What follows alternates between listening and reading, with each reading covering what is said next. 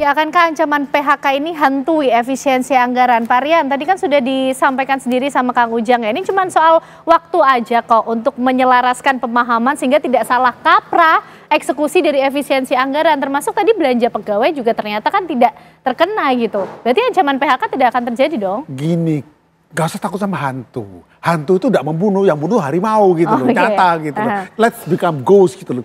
Tapi kalau kita lihat, jadi untuk solusinya, kita pelajari yang namanya psikologi leadership Pak Prabowo.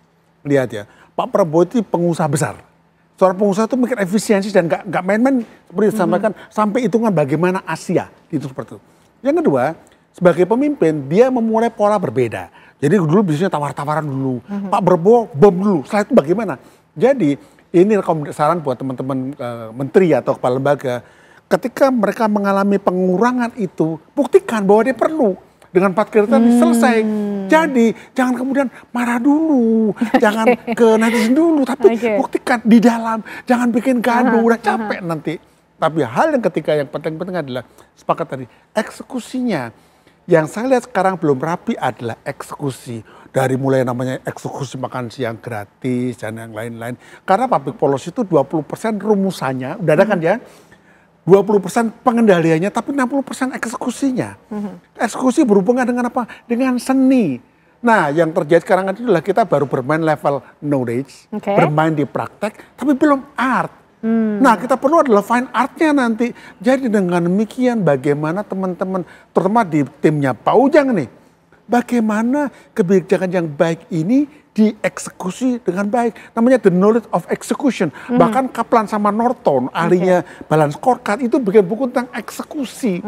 Nah, ini yang seringkali kita lupa bahwa kadang-kadang itu pejabat kita setelah bicara seolah-olah selesai. Tidak, kesananya banyak pekerjaannya. Betul. Dan itu harus ketahui bahwa ada banyak komplikasi. Satu hal yang saya ingin sampaikan juga, jadi saya nggak kenal Pak Prabowo lah, saya siapa lah. Tapi yang saya dengar beliau tuh suka membaca buku. Nah, Pak Prabowo mengeluarkan sebuah konsep baru yang itu benar. Jadi gini, stimulus-stimulus di infrastruktur itu nggak efektif. Kenapa? Itu teorinya Keynes kalau nggak salah itu. Dan terlalu tahun 80-an muncul namanya tulisan tentang the might of Keynes stimulus. Karena toh katakanlah kita pemerintah gerojokan anggaran kan, belanja. Belanjanya perlu dari Cina. Dari sana nggak masuk lagi. Jadi stimulus yang efektif apa, Pak Rian? Ini intractable, harus kombinasi. Jadi dengan demikian teori mengatakan kalau kita kasih stimulus belanja terus kemudian tuh pabrik-pabrik kayak kita kata ekonom, enggak segampang itu. Dunia itu global, interconnected. Sehingga teori stimulus Keynes udah selesai. Nah, Pak Prabowo sekarang membuat teori baru yang based on business. Saya lihat Pak Prabowo sebagai seorang bisnis ya. Saya bandingkan kalau Pak Jokowi kan bisnisnya kan itu furniture kan. Nah, Pak Prabowo ini jambu jet ini. Dengan jambu jet dia punya seperti ini. Yang jadi masalah banyak yang nggak ngerti. Nah, jumbo jet itu pertama kali adalah efisiensi, berapa efisiensi. Kedua dia nyampe nggak itu. Nah, dengan demikian sekarang sama-sama belajar. Pak Prabowo kasih seperti ini, beliau juga belajar gimana di sana. Tapi yang sana jangan ngeluh dulu. Baik Pak Rian. Kesini, gitu. Baik Mas Fitra, nih gimana nih? Karena masih ada juga kemudian target yang diminta oleh Pak Prabowo, pertumbuhan ekonomi juga tetap menjadi suatu target gitu kan. Tapi adanya efisiensi anggaran ini juga perlu diperhitungkan dampak, efeknya. Tadi kalau bicara juga soal stimulus ekonomi, seperti apa juga harus dipikirkan. Ya, jadi kan money follow function itu adalah Undang-Undang 17 tahun 2003. Artinya fungsinya apa gitu kan, adalah membangkitkan ekonomi.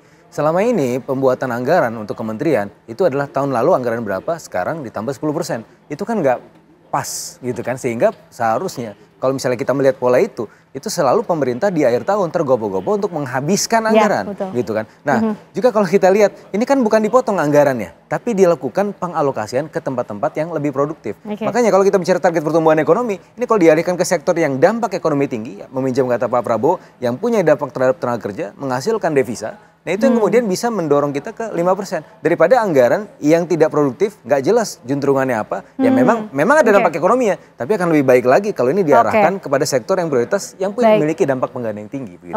Baik Kang Ujang. Ya, singkat saja Pak Rian.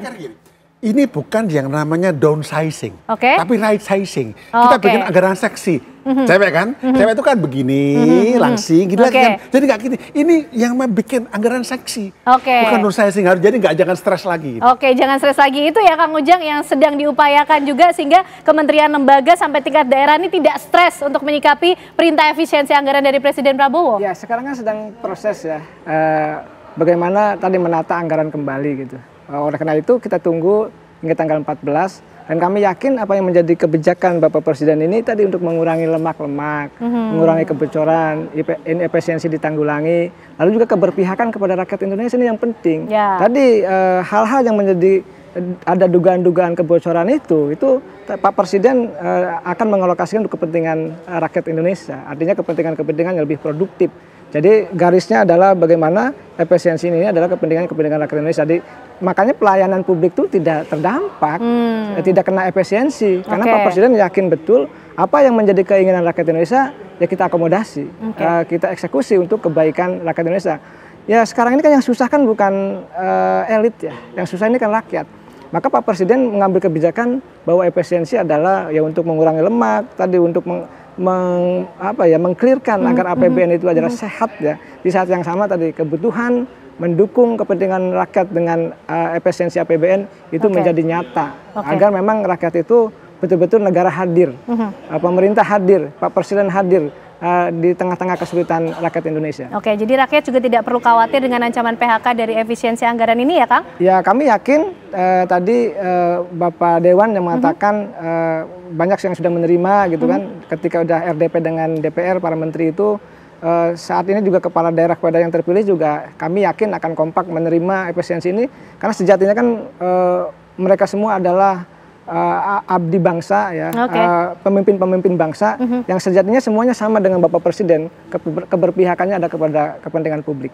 Semangat Presiden Prabowo Subianto untuk berpihak pada kepentingan publik sehingga efisiensi anggaran ini dilakukan. Nanti kita tinggal tunggu bagaimana waktu penyesuaian yang dilakukan oleh kementerian, lembaga dan juga sampai tingkat daerah. Terima kasih Kang Ujang, Pak Rian, Mas Fitra malam hari ini sudah mengupas secara tuntas bagaimana kemudian upaya efisiensi anggaran yang dilakukan oleh pemerintah dan begitu juga dampak-dampak yang ditimbulkan.